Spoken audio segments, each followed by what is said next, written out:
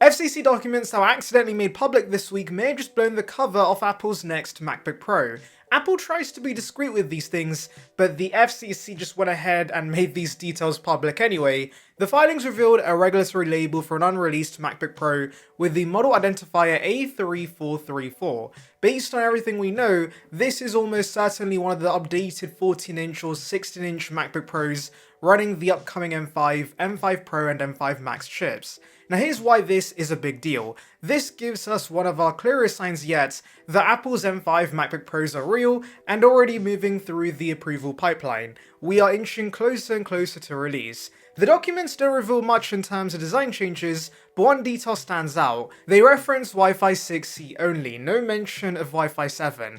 That doesn't totally rule out Wi-Fi 7, sometimes FCC tests don't cover every supported spec, but it does suggest you might want to keep your expectations low. If you're hoping the M5 MacBook Pro would be Apple's first Wi-Fi 7 laptop, these filings point towards a more conservative update. Now let's talk about the release date, because you may be wondering if this FCC leak suggests they're releasing this year, and while based on what Apple's done in recent past, that would make sense.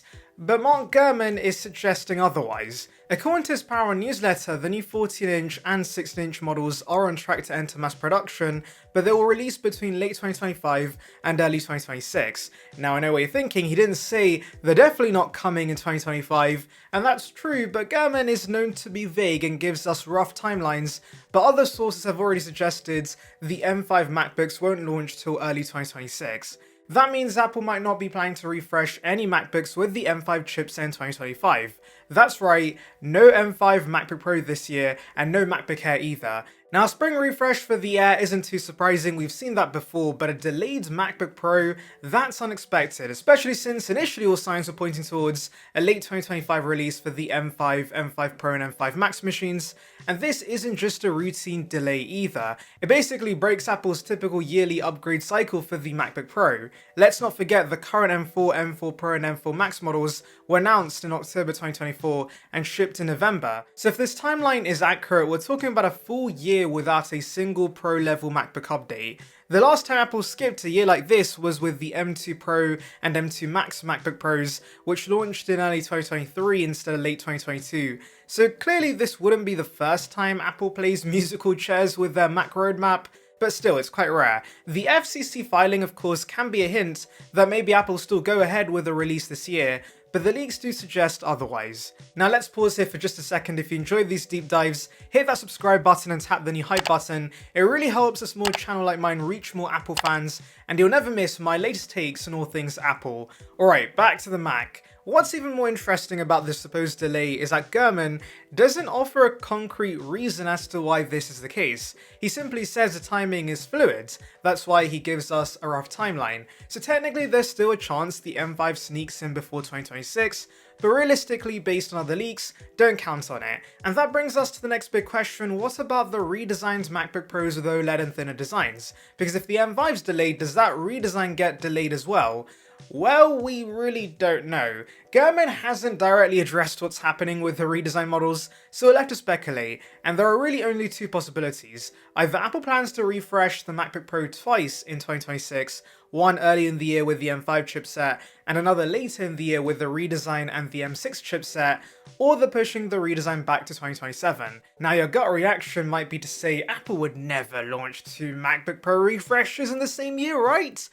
But actually, they've done that before. Take for example the M2 Pro and M2 Max models. Those were released in January 2023 and then replaced by the M3 models just 10 months later. And even before that, remember the original 16-inch Intel MacBook Pro? That replaced the 15-inch model just months after a refresh. So history shows that Apple isn't afraid of releasing new MacBooks in quick succession, especially when there's a big design change coming. That said, I'd still advise most people skip the M5 MacBook Pro altogether, even if a redesign doesn't launch in 2026. Because at the end of the day, it's just going to be a spec refresh. Sure, the M5 is going to be GPU focused and could have a 30% faster GPU based on early benchmarks of the base M5 in the iPad Pro, but not everyone will notice or care about those performance gains. Apple Silicon has been plenty fast for years. Unless you're doing high-end production work or 3D rendering, the M3 and M4 chips are still more than enough for most, and when the M5 drops, the M4 and even M3 models will get some very enticing discounts, whether it's from Apple refurbished or third-party retailers. So rather than spending top dollar on a slightly faster MacBook,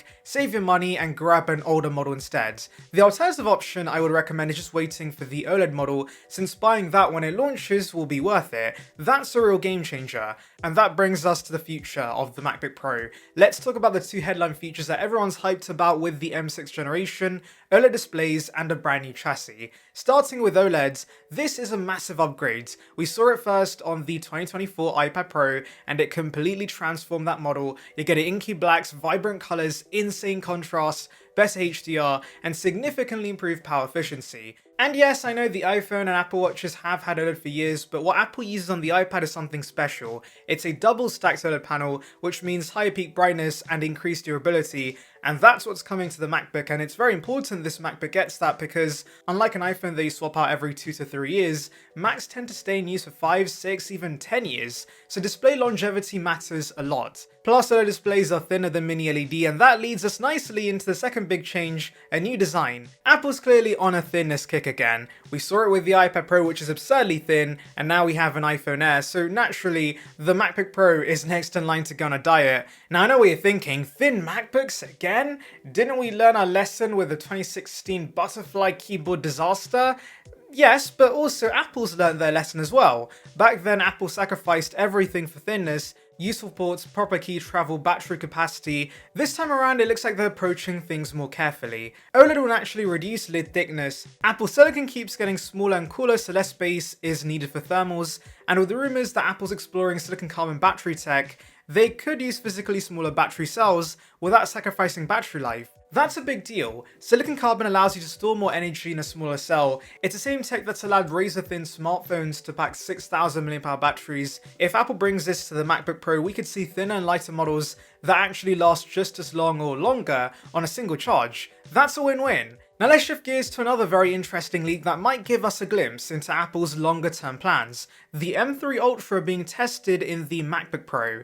Yes, you heard me right. According to Chinese leaker Bilibili, code references were found for an unreleased 14-inch and 16-inch MacBook Pro model running an M3 Ultra chipset. These references were reportedly found inside an iOS 18 build running on an iPhone 16 engineering prototype, and the codenames J514D and J5160 were found, with D likely standing for desktop class, just like the Mac Studio's codename, which is J575D. And if this is legit, Apple is seriously testing a MacBook Pro with a 32-core CPU, 80-core GPU, and support for up to 512 gigs of unified memory. That's an absolute monster. The M4 Max caps out 16 CPU cores and 40 GPU cores. This would literally double that. So why didn't it ship? Most likely thermals and battery life. The M3 Ultra is a beast, but beasts need cooling, and shoving that into a portable machine, even one as large as the 16-inch MacBook Pro, is risky. It would probably run hot, loud, and drain the battery in record time. And let's be honest, Apple has zero interest in repeating the mistakes of the Intel era when MacBook Pros turned into portable frying pans. But the fact that they even tested this, that's fascinating. It shows Apple's engineering team is actively exploring ways to bring ultra-level power to their laptops, and I think that once the redesigned chassis arrives, with better thermal design and internal reorganization, like we saw with the iPhone 17 Pro where everything was moved to the top and so Apple could allocate more space for thermals and battery, we could also see the same changes with a MacBook to get an Ultra chipset. But what do you think? Does skipping the M5 make sense to you? Are you waiting for OLED? And would you actually buy a MacBook Pro Ultra? Let me know in the comments below, and if you made it this far, thank you. Drop a like if you enjoyed this video, and don't forget to hit the subscribe button and also the hype button for more in-depth Apple coverage. Thanks so much for watching, and I'll catch you in the next one.